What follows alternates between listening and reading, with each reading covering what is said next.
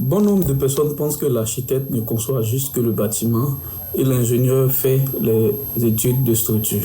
Alors, ce n'est pas tout à fait ça. Dans cette vidéo, on va essayer de vous montrer tout un peu le rôle de l'architecte et le rôle de l'ingénieur et ensuite donner notre avis pour dire, mais qui est le plus important? Après avoir dit tout ça. Qui est le plus important? Eh bien, je réponds à ça après le jingle.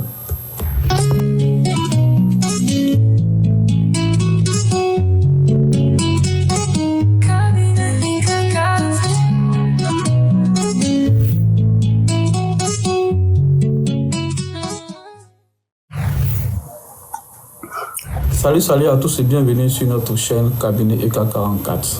Dans cette vidéo, on va vous expliquer clairement qui fait quoi dans un projet de construction. Du premier trait du stylo, ou du moins du crayon, jusqu'au chantier. Comme je viens de le dire en introduction, souvent on fait les débats sur qui fait quoi sur un projet de construction entre l'architecte et l'ingénieur, qui est le plus important, qui est le plus indispensable. Eh bien, dans cette vidéo, je vais essayer de donner mon point de vue sur ce sujet. D'abord, c'est quoi l'architecte? Alors, c'est quoi un architecte? On va commencer par définir l'architecture en elle-même. L'architecture, comme le dit Wikipédia, l'architecture, c'est l'art de concevoir et de construire des édifices. Et donc, c'est quoi un architecte? Alors, un architecte, c'est une personne dont le métier est de concevoir le plan d'un édifice et d'en diriger l'exécution. Comme on peut le voir sur la première définition de l'architecture, on dit concevoir et construire. Là, on dit pour l'architecte, la définition qu'on donne à l'architecte, c'est une personne dont le métier est de concevoir le plan d'un édifice et d'en diriger l'exécution. Donc l'architecte, non seulement il conçoit, mais également il construit. Maintenant, c'est quoi un ingénieur? Un ingénieur est un professionnel traitant des problèmes complexes d'ingénierie, notamment en concevant des produits, des processus si nécessaire avec des moyens novateurs et dirigeant la réalisation et la mise en œuvre de l'ensemble des produits, systèmes ou services. En fait, ici, l'ingénieur, ce n'est pas seulement celui qui va venir dimensionner un bâtiment. Il va faire aussi une conception, mais lui, sa conception, elle est structurale. Et ensuite, il va définir les méthodes ou les méthodologies pour exécuter ce qu'il a conçu. Ensuite, il va en quelque sorte la réaliser, c'est-à-dire suivre les travaux pendant la mise en œuvre de son produit. Donc, une fois qu'on a la définition de ces deux entités, à savoir l'architecte et l'ingénieur, on a la définition bien évidemment et on a également les rôles des deux entités, l'architecte et l'ingénieur. Je vais maintenant donner mon avis sur l'importance des deux sur un projet. Bon, d'aucuns vont dire non, lui, il est plus important que celui-là. Si lui-là n'est pas là, celui-là peut fonctionner. Si celui-là n'est pas là, on peut le substituer à telle personne. Bon, tout ça, c'est vrai. Évidemment, si j'ai une villa à construire, je peux faire intervenir un architecte comme je peux ne pas le faire intervenir. Par exemple, j'ai un maçon qui est un peu expérimenté. Je peux le faire appel, il va me tracer un bâtiment et moi je vais donner à l'ingénieur pour me faire une structure, tout simplement.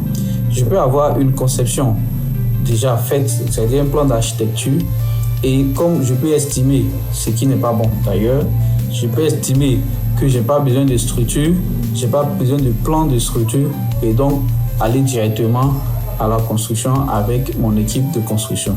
Ça également, c'est pas du tout bon. C'est pas du tout bon. Même la villa, la maison, le logement social a besoin de l'intervention de l'architecte, a besoin également de l'intervention de l'ingénieur. Donc, personne ne doit être exclu dans le processus de construction. Alors, comme je l'ai dit, l'architecte, c'est celui qui imagine le projet. Il écoute les besoins du client, traduit ça en plan et propose une conception qui est à la fois esthétique, fonctionnelle et conforme au règlement d'urbanisme. Mais attention, il ne travaille pas tout seul. Son projet doit être techniquement réalisé. réalisable. À ce titre-là, il doit associer une équipe technique, un bureau d'études. Donc l'architecte doit forcément associer un bureau d'études à son projet. C'est vrai, il a conçu, il a regardé tout ce qui est aspect réglementaire, il a regardé tout ce qui est aspect esthétique. Maintenant, techniquement, il doit faire appel à un bureau d'études techniques, notamment un ingénieur ou une structure spécialisée dans les études techniques. Et donc quoi, le bureau d'études, c'est un peu le garant de la faisabilité. Il y a souvent plusieurs spécialités. Il y a la structure. Il va calculer le dimensionnement des poutres, poteaux, planchers, fondations, etc. Il y a aussi l'ingénieur fluide ou thermique. Il s'occupe du chauffage, de la ventilation, de l'eau, des normes RT, et il y a également l'électricité. En ce qui concerne l'électricité, il planifie les réseaux, les puissances, les sécurités. Le bureau d'études, en vrai, il vérifie ce que l'architecte a dessiné.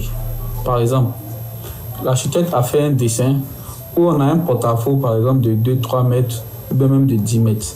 Donc, le bureau d'études va venir vérifier si ce porte-à-faux de 10 mètres, en fonction de la conception de l'architecte, est-ce que ce porte-à-faux de 10 mètres est possible?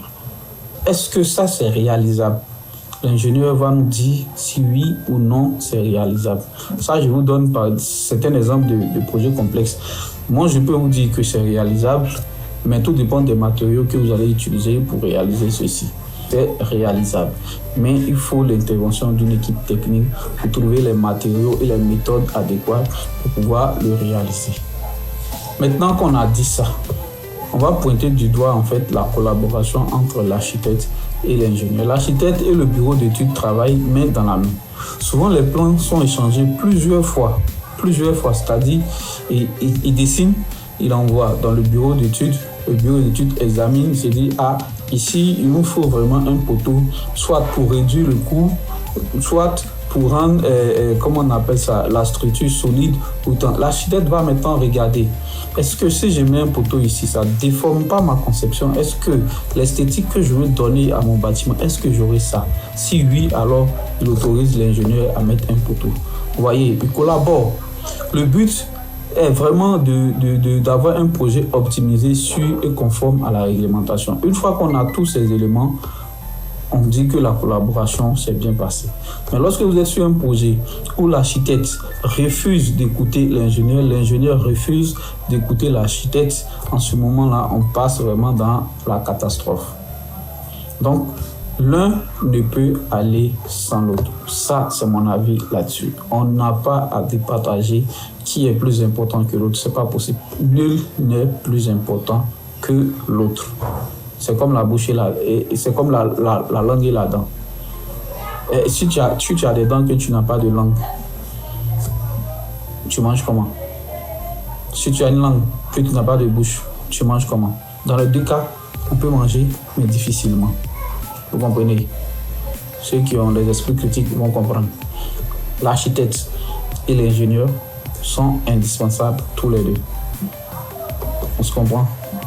Tu peux faire sans l'autre, mais difficilement et dans l'illégalité. Vous comprenez ce que je veux dire? Voilà. Sur ce, merci. À bientôt pour une autre vidéo.